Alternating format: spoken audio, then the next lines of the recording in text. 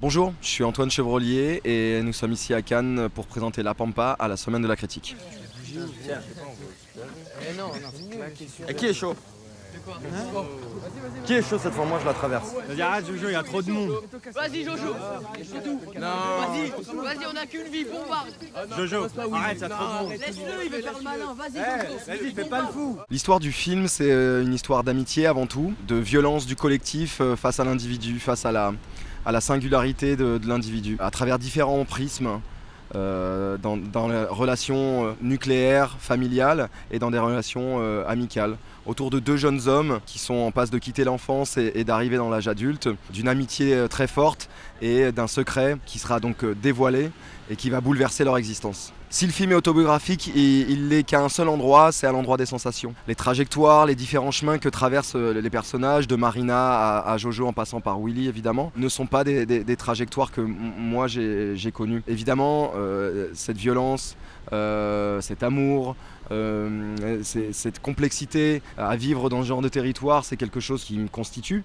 Mais on a essayé avec Bérénice Boquillon et Faiza Guène, les co-scénaristes du film, tant que faire se peut, prendre une distance évidemment avec ma trajectoire. En fait, je voulais faire un film sur la complexité des singularités dans les territoires ruraux, pas tant à l'endroit des jeunes adultes. C'est tellement compliqué d'avoir cette alternative de sensibilité, quelle qu'elle soit d'ailleurs, artistique, émotionnelle, sentimentale, vestimentaire. C'est réellement compliqué d'exister, de s'épanouir dans un milieu où on sent qu'il y a énormément de réticence. Et puis voilà, on s'est beaucoup posé la question dès le scénario de comment on racontait en fait ces récits d'extraction. Et on s'est très vite rendu compte qu'il y avait quelque chose, en tout cas moi, quelque chose qui me convenait pas. On montre souvent, on lit souvent que quitter ce genre de territoire, quand on les quitte, c'est parce qu'on a une espèce de surplomb comme ça un peu sur le milieu, sur les gens. On est un peu au-dessus et donc le seul moyen de survivre, c'est de partir. Moi je pense que c'est l'inverse en fait. Empiriquement, c'est ce qui s'est passé pour moi et c'est ce qu'on a essayé de raconter. C'est qu'en fait on s'évertue à essayer de rentrer dans le moule, on s'évertue à essayer d'être accepté par ces différents mondes et en fait la violence, le rejet,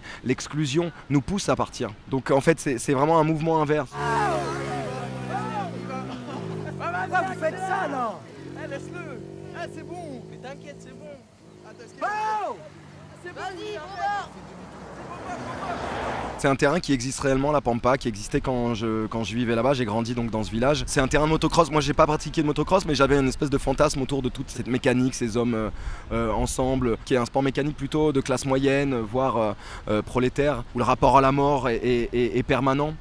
Où le rapport à l'accident est permanent, qui pouvait montrer quelque chose qui pour moi est important, c'est-à-dire évidemment cette masculinité toxique, ces injonctions qu'on demande aux hommes dans ces territoires-là, tout le rapport à la mécanique, à la force, à la virilité. Quand j'ai déconstruit un petit peu tout ça, je me suis dit en fait c'était pas tant évidemment la pratique sportive qui m'intéressait que les comportements de tous ces hommes et de toutes ces femmes finalement autour de la pratique. La violence de l'homophobie, moi j'ai eu le sentiment qu'elle était différente dans les zones rurales qu'urbaines.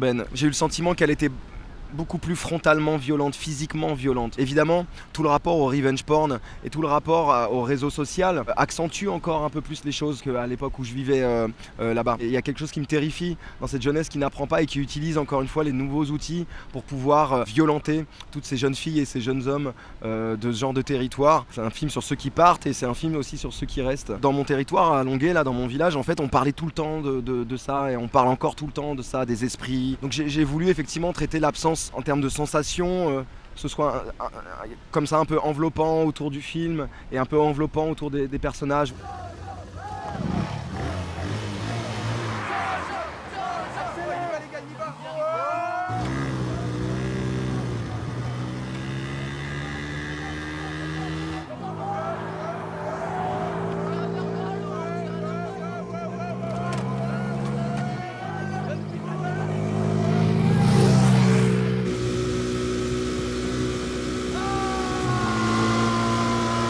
Le casting s'est fait assez classiquement. Bon, il y a eu Saïd effectivement pour le rôle de Willy, on avait travaillé ensemble sur Oussekine. Je m'étais pas autorisé à penser que ça pouvait être mon Willy parce que c'est devenu un ami et je m'évertue à ne pas travailler avec mes amis sous prétexte que ce sont mes amis. Au bout d'un moment, on n'arrivait pas à trouver notre Willy et j'ai eu le sentiment de ne pas avoir assez filmé Saïd sur Oussekine.